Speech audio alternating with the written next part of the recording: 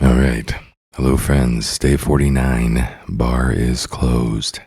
49 days. So, I always say so at the beginning of these. Sorry. I'm learning a lot here at how to do all this. One of the things that is really dialed in now is the repetitive nature of doing something in order to make a really serious change in your life. I remember reading the Dalai Lama's Ethics in the New Millennium. I think it was published in like 2000.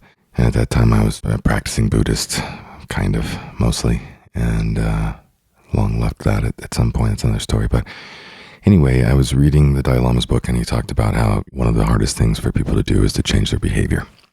And I think we all really can grasp that. That's a truth that everybody is universally accepted. It's hard to quit smoking cigarettes. It's hard to not be an alcoholic. It's hard not to be a drug addict. It's hard not to be a pill popper. It's hard not to be an anxiety freak. It's hard not to be high strung. It's hard not to be the things that we've become through our childhood grief or whatever it is that has caused us to enter this space, this person that we've become. And so he suggested that when you want to make a major change in your life, you have to give it your all, right? Like at that moment, you have to give it your all because you'll eventually run out of steam. And when you do, you want to be as far along as you can be in order to see and realize the change that you intended. And so he kind of took it like, imagine yourself climbing Mount Everest. It's your first time.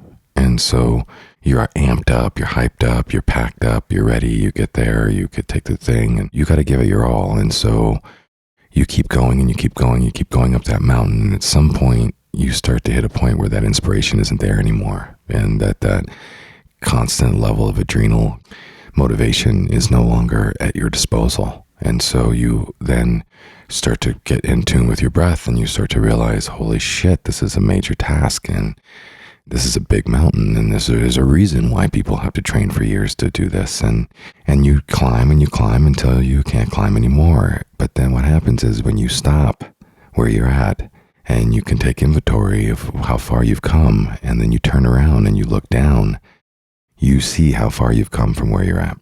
And it can either give you the encouragement to turn back around and keep going up, or it can give you the satisfaction of knowing that you gave it your all and that you can go back home and that you can train up again and that you know how far you've come the last time. And so you'll work to get there the next time further, right?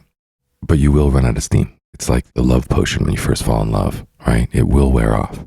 And so being mindful of that as a human and of our own makeup, this is one of the reasons why. And so that's what has really shown up for me is when you sit here 49 days later and you're like, I'm still in front of a microphone. I still have something to say, like again, trying not to feel so self-important about it. But what I realize now is that I've talked myself through day in and day out why I want to be more mature and responsible with my drinking.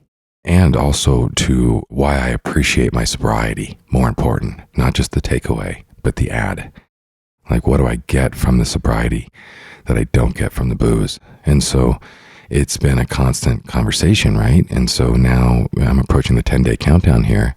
10-day countdown, it feels like New Year's Eve, like it's going to happen, like the ball's going to drop and lights are going to go up and we all celebrate, get the kiss under the mistletoe and life goes on. Now, here's the thing. Is that, I've done this before, even this year, 60 days. And I know that other people have done these kind of sobriety stints. I've talked to a lot of heavy drinkers over the years who's like, oh, I remember that one time I was sober for a month, or I've practiced sobriety a few times in my life. What it means is that you can go sober for a period of time, you push through it. And let's just talk about the other version. You push through it and kind of ignore the thing. You kind of stubbornly say, I'm not drinking, that's it. But you don't address any of the why you're drinking. You just practice your discipline and your self-control. Don't drink, but your life hasn't changed, right? Nothing's changed to make the drinking make anything change in order for you to not want to escape it. And so in this experience, I've been able to walk in and out of every single day with a mindfulness and an intention to say, I want to understand my relationship with the potion and the poison. And so it's taken 49 days. right? I'm still just scratching the surface. But now I've come over the other side, it feels like. And I could have wanted to quit at 30 days or even the podcast, right? It's like a daily meditation practice where you have to sit down and be present. And then thank God I'm doing this sober. If I had to work this routine out in the mix of when drinking is making me productive and when it's making me unproductive, it'd be a lot harder to squeeze this in. And it'd be a lot harder to have anything worth talking about. And so 49 days, for me, I really started to come into the cusp of I'm making a change in my life. I'm not going to just go back to who I was before after the 60 days. I'm doing a daily practice in order to anchor into this new me. I'm sprinting up the mountain for as long and as fast as I can while I've got the adrenaline. And when I stop, I'll say, okay, here's how far I've come. I don't smoke cigarettes anymore. I'm at my perfect body weight. I'm doing hobbies that I love. I'm waking up every day grateful. I'm praying. I'm meditating. I'm reading. I'm learning how to play music. It's taken 20-something years for me to give myself permission to do that. I'm enjoying my life. And I can see a life worth living.